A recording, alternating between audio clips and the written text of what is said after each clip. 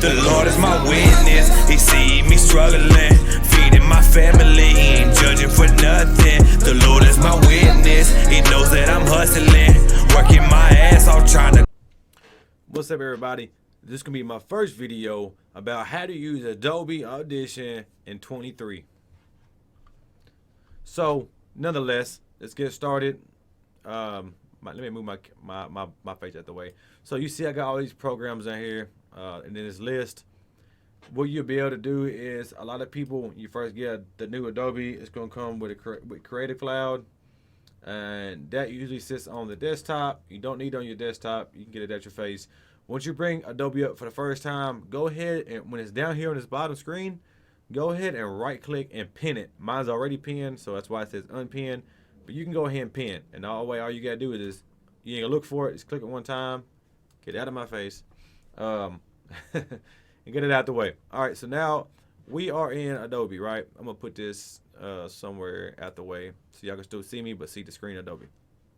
So as you see, you got, a blank screen, nothing really going on.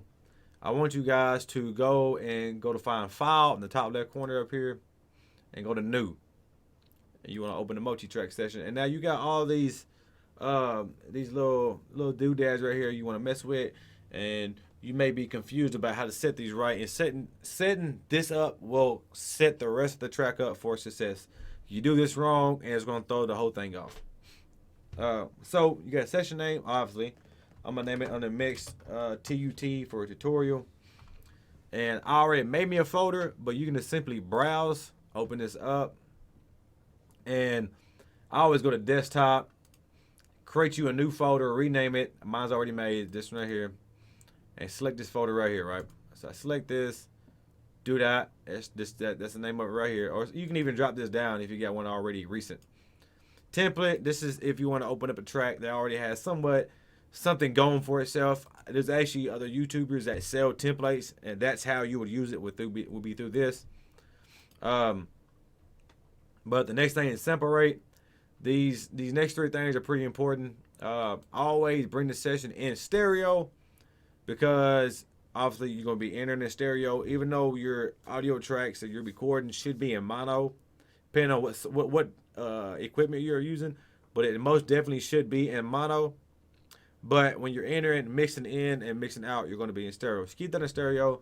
Your sample rate and the bit depth is going to depend on a couple of things. One is what your equipment can run at. And if you're wondering about sample rate, I can make up other videos. I'm not going to talk about that right now, or you can go find videos.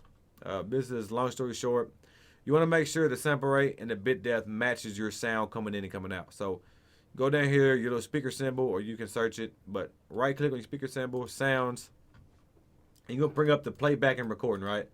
So let's start with playback. You can bring up the properties in it by right clicking it. Go to advanced. You go to advanced, you're going to see you got all these are both options right here. Mine's already on 24-bit and 48 hertz studio quality. Go on recording, same thing. Boom, boom. So what you want to make sure that your recording devices are matching this right here. If you're at 41, click on this, drop it to 41, whatever case may be. Okay. Yes, I'm gonna start me a new session. All right, so now that I'm here, let me move my face back out the way again. I'm gonna put it back over here out the way. Okay, so now that I'm over here, I move this. Let me move this back, guys. I'm so sorry. Well, that did not work. There we go. Okay. So back over here, you have your layout of Adobe. You got the multi-track edit view, which is this right here. Then you also got a mixer side of it. All these doodads will allow you to control everything as far as the volume panning knob or volume knobs. This right here is the panning knobs. Open this up. This is EQ. This is your audio bus tracks. This is your effects racks, and of course you got your other settings up here for our inputs, outputs. Let's get started with the simple stuff that everybody wants to know. How can I get to recording? Okay, so right now, this is what I'm talking to right now is my USB Blue Yeti microphone. My microphone I normally record my songs with, or other people's songs with, is a Blue also, but Baby Bottle SL. I like Blue product. I've enjoyed it so far. So get onto it. So you got these 4 tabs up here. You see it's already on this one. This is the, if you highlight over here, wait a second, it'll tell you what it is. This is the EQ. I don't normally use these no more. And to explain why, real simple, is because whatever effects you're using, if this is on, this is going to be applied after all those effects. So me myself personally, I don't use this no more. Okay, so what we're going to do is, this is your sends. Same thing on the mixer you have over here. You have all of them right here also. It does in a different spot. We're going to start right here. This is default. This is the input. This is the output section. We're not going to get into this. This is about animation, audio-mation, however you say it.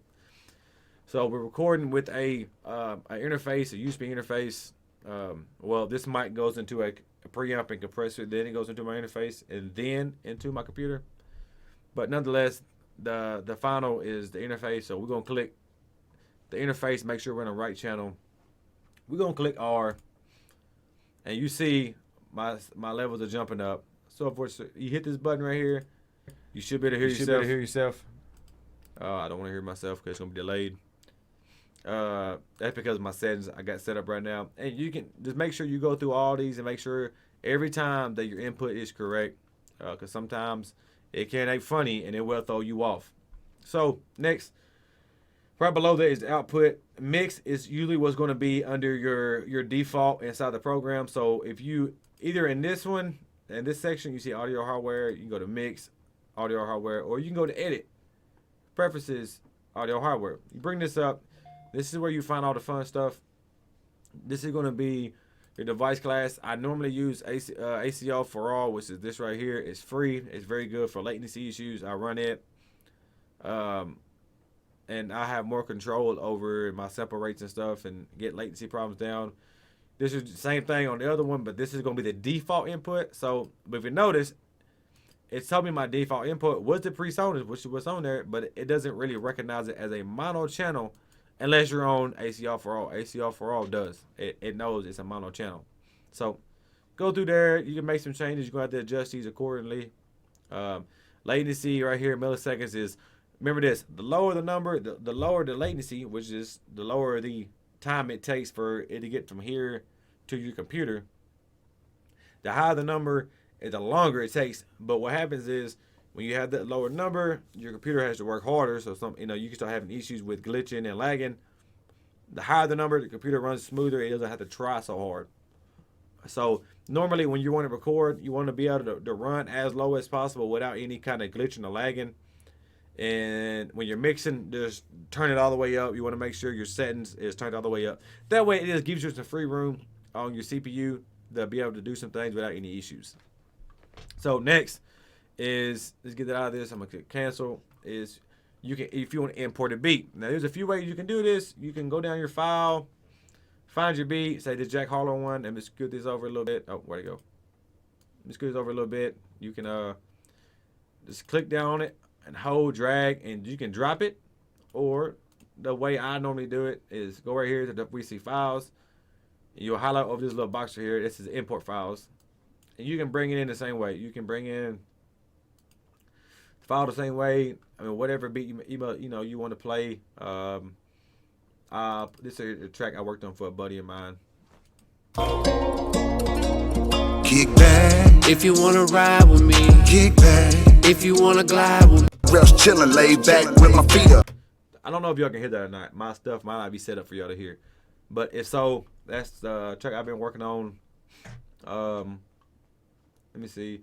If you want to get the beat into the multi-track view, because we know now it's not here. Just one or two ways you can do this. One, scroll this down.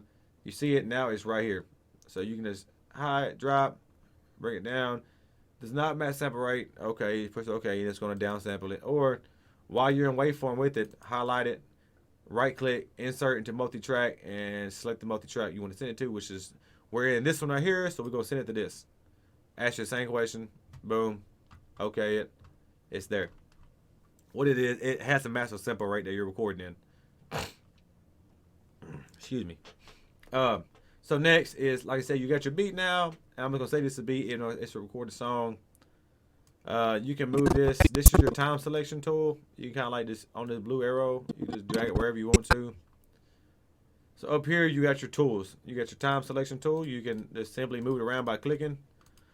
Not right clicking, only left clicking. And you can highlight the areas you want to mess with. This is a slip tool. I have never ever used this, to be honest. I don't normally use it, so it's definitely ain't a vital thing to have to worry about. This is the razor clip tool. If you want to go in, you want to make cuts, real fast cuts, so where you ain't got to right click or use shortcuts. You can just find an area, click, you know, and now you got this section right here and this section right here. And that's how you use the razor tool. The next one is going to be your move tool, which is a self-explanatory. You grab things, you can move with it. There's other little things that you can, you can piddle with and figure out. Right clicking, it gives you all these options. Either to group clips together, you can lock the clip in time, so that way you can move it up and down, but now it won't fall out of place if you accidentally click on it and move on without you knowing it, because it won't go left or right. Right click to take that off. You can change the color by either clicking, right click on back on it, and obviously clip color, you can go right here, double tap on it, chat color pulls up, so forth. So next on, we'll move to editing or mixing, in a sense. What we are going to be doing is using effects racks. Anytime you are wanting to edit, and I would save you time for the future and learning the hard way, don't ever open a track up to the waveform and start editing. Now, if you got a computer that's not very strong and it was going to struggle running the live effects, real-time effects, I would say go ahead, and that be the only time you must necessarily have to run it, like put effects on like this. So say, you're going to highlight, usually if you're going to put an effect on, highlight the whole thing, run effects, find what you're using over here. But why you don't want to do that is because, one, it's deconstructive editing. Oh, sorry. What happens there is if you apply any effects to that track, then you happen to exit a session down, or the session shuts down on you, you never know. That now effect is stuck on that vocal. You cannot take it off. Now, if you don't exit a session out, you can always go in and go one by one like this right here and undo each time. But what you want to do is go over here to effects racks over here, or you can do it by using the symbol right here, and simply just adding your effects in one by one. Or Adobe comes with some alright presets. I've never really just used any of them, but it does have some presets nonetheless. And say I'm gonna throw some stuff on here. Don't worry about these. These are my external plugins, the waves and everything. I'm gonna throw a couple. I'm just gonna throw some random stuff on here, so that way y'all will see. I mean, you can keep on going with effects. It don't really matter, and make it worth your while, whatever. Take it how you will, and just click save. If you want to save the preset, then you're gonna ask you to name it. Just name the preset. So you gotta do. Press OK. Then it's there. Then the next time you want to use something like that, just go and highlight. Not highlight, but go right here and you can find it and apply it. So forth. Recording is simple. I'm pretty sure I already explained it to y'all. Alright, I mean, that's really okay. So my Adobe does this. Don't know why. Maybe somebody else can tell me why. But whenever say you get done with the song, right? You're ready to export it out. You're like, yo, wait, hold on. I can't figure out how to get this damn thing to export. A couple ways you can do it. One, you can right click, go down to export, mix down entire session. Bring it up. Boom, boom, boom. You got your name of the file. You got your location you want to send to. Drop right here. You can find your folder, so forth. Or you can go to File, same thing, Export, Multi-Mix Down, entire session. Now here lately, what I've been doing is, because I've been having the issue with, even when I mix down the entire session, which it should stop right at the end of the longest clip. It wants to keep on going for about 10 seconds, 15 seconds for some reason. So what I've been doing is going to the very end of the clip, highlighting the whole thing, make sure it's the end of it. Now you can highlight either track right here or up there in File and do time selection. So what it's going to do is it's only going to mix down the highlighted time, and it's going to include everything in there and so forth. I think that's about it. If you guys like the video, if you liked anything I said, like, subscribe, comment. If there's anything more you want to know more in detail, let me know in the comments below, and I'll work on a video for that. I will be making more videos when it comes to using Adobe and mixing. I'm also moving my way to Pro Tools, learning it. If you want to learn any gear that I have. This camera right here is a cheap camera, so I apologize if the quality of this camera is not up to your likings. I deeply apologize. This is actually the camera I use because I also stream on Twitch. And I normally do it for like gaming, like Call of Duty and stuff. But I will include it in my description below just in case, hey, you guys might want to watch me play some Call of Duty. I don't know. Whatever. Promotion. But yeah, that's where we're at here. And again, if you want to know anything that I have, my preamp compressor interface, my studio monitors, which you can't see because they're out of frame, my monitors, my actual monitor I use right now is a Samsung Odyssey Neo G9. Very good monitor. I definitely recommend it to anything. I mean, to anybody. My PC is a custom built PC. And that's really all I got for the video so far. I really hope you guys enjoy it, and peace out. Hope to see you again.